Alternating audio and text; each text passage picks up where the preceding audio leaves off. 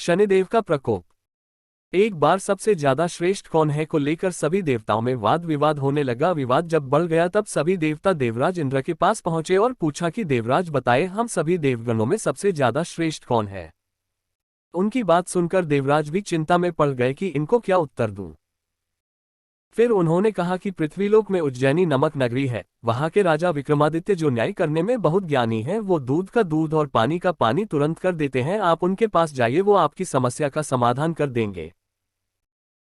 सभी देवता देवराज इंद्र की बात मानकर विक्रमादित्य के पास पहुंचे और उनको अपनी बात बताई। तो विक्रमादित्य ने अलग अलग धातुओं सोना, तांबा, कांस्य, चांदी आदि के आसन बनवाए और सभी को एक के बाद एक रखने को कहा और सभी देवताओं को उन पर बैठने को कहा। उसके बाद राजा ने कहा, फैसला हो गया, जो सबसे आगे बैठे हैं वो सबसे ज्यादा श्रेष्ठ हैं। इस हिसाब से शनिदेव सबसे पीछे बैठे थे। राजा की ये बात सुनकर शनिदेव बहुत ही क्रोधित हुए और राजा को बोला, तुमने मेरा घोर अपमान किया है, जिसका दंड तुम्हें भुगतना पड़ेगा। उसके बाद सभी देवता वहां से चले गए। लेकिन शनिदेव अपने अपमान को भूल नहीं पाए थे और वो राजा विक्रमादित्य को दंड देना चाहते थे। एक बार शनिदेव घोड़े के व्यापारी का रूप धरकर राजा के पास पहुंचे। राजा को घोड़ा बहुत पसंद आया और उन्होंने वो घोड़ा खरीद लिया। फिर जब वो उस पर सवार हुए तो घोड़ा तेजी से भागा और राजा को जंगल में गिराकर भाग गया।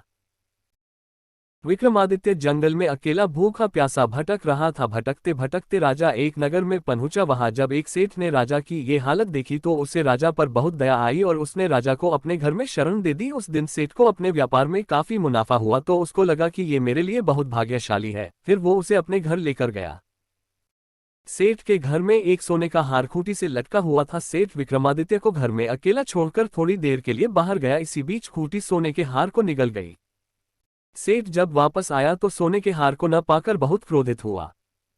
उसे लगा कि विक्रमादित्य ने हार चुरा लिया है।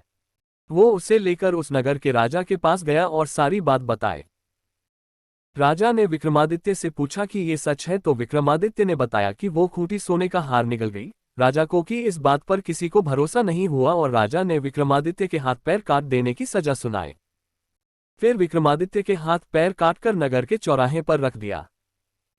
एक दिन उधर से एक तेली गुजर रहा था। उसने जब विक्रमादित्य की यह हालत देखी तो बहुत दुखी हुआ। वो उसे अपने घर ले गया और वहीं रखा।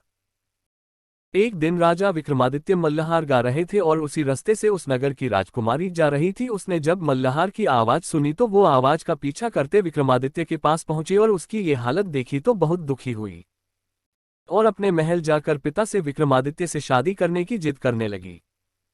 राजा पहले तो बहुत क्रोधित हुए, फिर बेटी की जिद के आगे झुककर दोनों का विवाह कराया।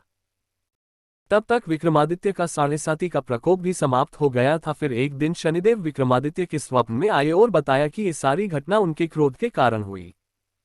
फिर राजा ने कहा, हे प्रभु, आपने जितना कष्ट मुझे दिया उतना किसी को न देना।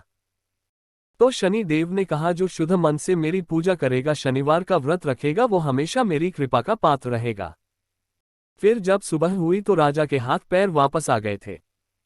राजकुमारी ने जब ये देखा तो बहुत प्रसन्न हुई। फिर राजा और रानी उज्जैनी नगरी आए और नगर में घोषणा करवाई कि शनिदेव सबसे श्रेष्ठ है। सब लोगों को शनिदेव का उपवास और व्रत रखना चाहिए।